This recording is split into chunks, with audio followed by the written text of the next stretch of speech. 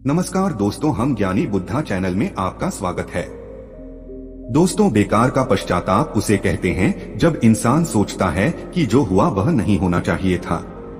कोई तरकीब लगा ली होती या फिर कोई उपाय सूझ गया होता, किसी से थोड़ी सलाह ले ली होती या फिर खुद की सूझबूझ इस्तेमाल की होती तो आज ये गलती नहीं होती। इस तरह पश्चाताप करने का कोई लाभ भी नहीं है, क्योंकि आप अतीत को बदलने का प्रयास कर रहे हैं। लाख कोशिश करेंगे तब भी अपने अतीत को आप बदल नहीं पाएंगे। इसीलिए इस तरह के पश्चाताप केवल चिंता पैदा करते हैं, लेकिन यही पश्चाताप बड़े काम के सिद्ध हो सकते हैं अगर मनुष्य सीख लेकर खुद को बदलने का प्रयास करें। क्योंकि आप अतीत नहीं हो, अभी पूरी तरह से हुए नहीं हो रहे हो, तुम आने वाले भविष्य हो। इसीलिए तुम खुद को बदल सकते हो। और अगर अतीत की गलतियां से सीख लेकर खुद को बदलने का तुम प्रयास करते हो तो सही मायनों में वही पश्चाताप का होता है। आज की इस कहानी के माध्यम से मैं आपको कुछ ऐसे तरीके बताने वाला हूं जिनसे आप अपने अतीत की गलतियां को भूलकर आप अपने आप को एक नया इंसान बना सकते हैं। जो लोग खुद पर संदेह करते हैं, अपने ही विचारों में उलझे रहते हैं, अतीत की गलतियां, अतीत के कर्म उन्हें परेशान करते रहते हैं, उनके लिए यह तरीके वरदान साबित होंगे। तो चलिए यह कहानी शुरू करते हैं।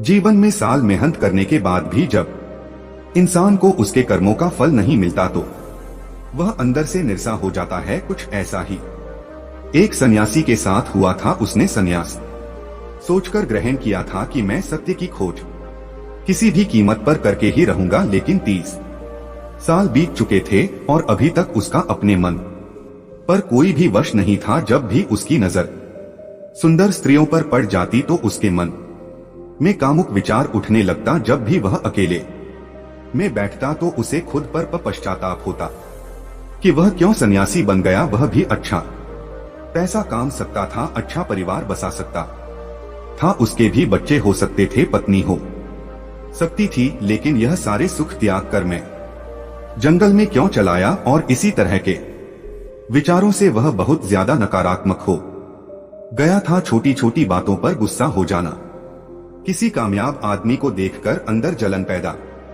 होना और इसी तरह की नाना प्रकार के विचार उसे परेशान करते रहते थे। और इन्हीं विचारों से वह इतना परेशान न हो गया कि उसने आत्महत्या करने का फैसला कर लिया। वह चाहकर भी अपनी पुरानी जिंदगी में वापस नहीं जा सकता था, क्योंकि उसने सबके सामने संन्यास लिया था और संन्यास लेने के बाद इंसान का घर परिवार सब कुछ पीछे बिछड़ जाता है। वह एक पहाड़ी के ऊपर खड़ा हुआ था और नीचे देखते हुए उसके मन में अभी भी वही विचार चल रहे थे कि अगर मैंने अपने जीवन में सही फैसला लिए होते, कोई तरकीब लगा ली होती या फिर कोई उपाय सूझ गया होता, किसी से थोड़ी सलाह ले ली होती या फिर खुद की सूझबूझ इस्तेमाल की होती तो आज मुझे आत्महत्या करने की जरूरत न पड़ती। वह पहाड़ी से छलांग लगाने वाला था, तभी खुशकिस्मती से वहां पर एक और सन्यासी पहुंच गया। जब उसने उस सन्यासी को पहाड़ी पर खड़े हुए देखा तो उसे समझते देर न लगी कि पूरा मामला क्या है। इस भी सन्यासी ने चिल्लाकर उस युवा सन्यासी से कहा कि भंते, जहां से छोड़कर जा रहे हो वापस वहीं से शुरुआत करनी पड़ेगी। सोच लो। युवा सन्यासी गुस्से में टप से बोल पड़ा कि क्यों वहीं से शुरुआत करनी पड़ेगी। इस बार में वह गलतियां नहीं करूंगा जो मैंने पहले की थी।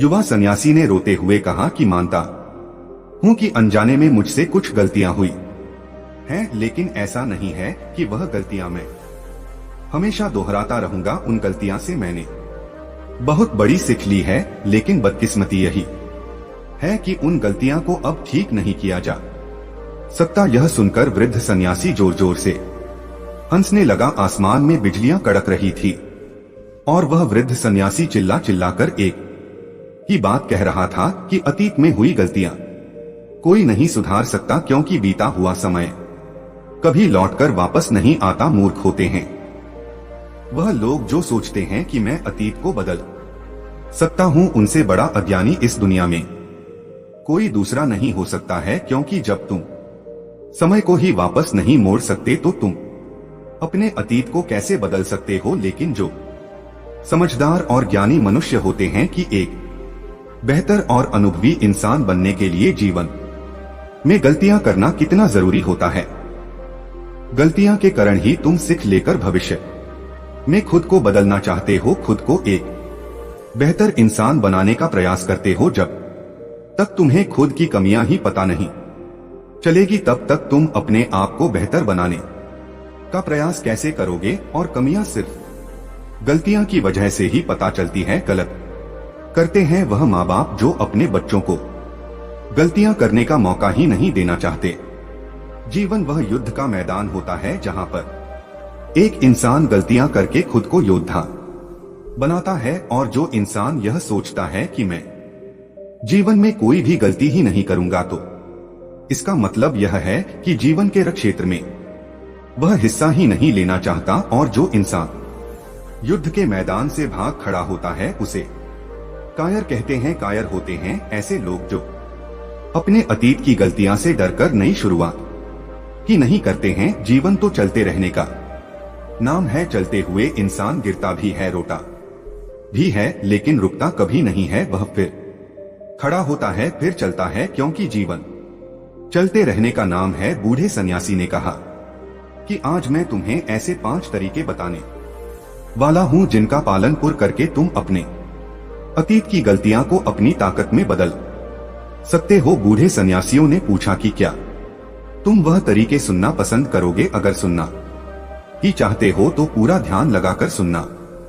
सबसे पहले अपने मन में से आत्महत्या का ख्याल निकाल दो, फिर पहाड़ी के इस तरफ आ जाओ ताकि हम बैठकर चर्चा कर सकें। युवा सन्यासी ने सोचा कि थोड़ी देर में तो मैं आत्महत्या कर ही लूंगा, क्यों ना इस आखिरी समय में इस बूढ़े सन्यासी की बात सुन ली जाए। तो यही सोचकर उसने उस बूढ़े सन्यासी से कहा कि तुम्हें 5 तरीके बताने में ज्यादा समय नहीं लगना चाहिए, जल्दी से अपनी बात खत्म करो, फिर मुझे आत्महत्या करनी है।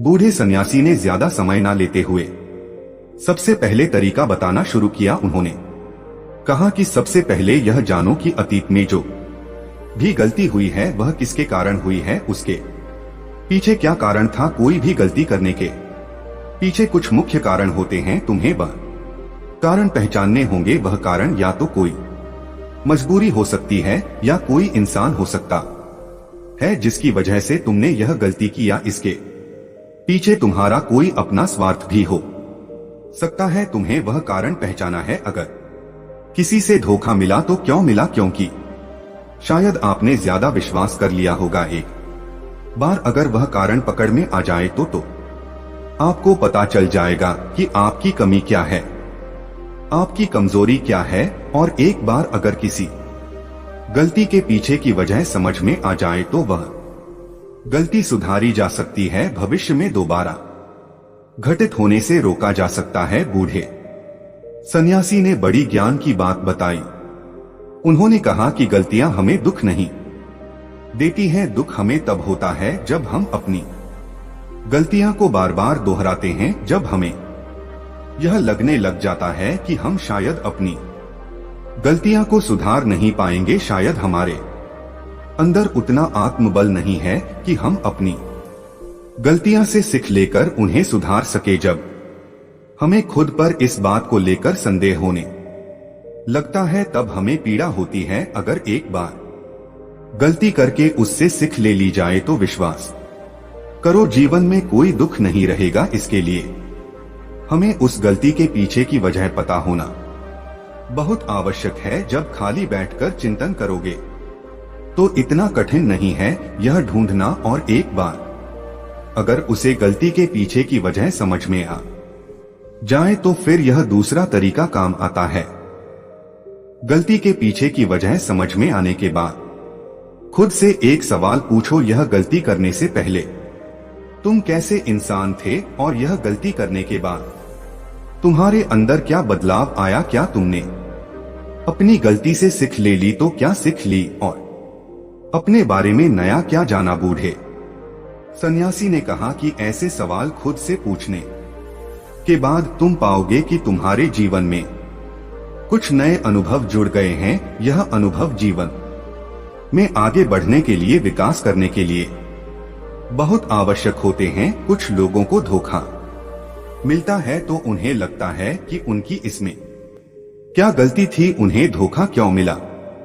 लेकिन आपको धोखा आपकी संवेदनशीलता के कारण ही मिलता है। आप ज्यादा संवेदनशील हैं, दूसरों की भावनाओं को ज्यादा समझते हैं, इसीलिए उन पर विश्वास कर लेते हैं और आपको धोखा मिलता है तो इसमें में आपकी संवेदनशीलता ही आपके धोखे का कारण बनती है और यही आपकी गलती है। और अब आपको अपनी गलती की वजह भी पता चल गई है, तो यह वजह समझ में आने के बाद आपको अपने बारे में नया जानने को मिला कि आप ज्यादा संवेदनशील हैं, इसीलिए आपको धोखे मिलते हैं। अगर एक बार आपने अपने बारे में निरीक्षण करना शुरू कर दिया तो आपको अपने बारे में बहुत सी अद्भुत बातें भी पता चलती जाएगी। आप खुद आश्चर्यचकित हो जाएंगे कि आप अपने आप को कितना जानने लगे हैं। इसीलिए खुद का निरीक्षण करना बहुत आवश्यक होता है।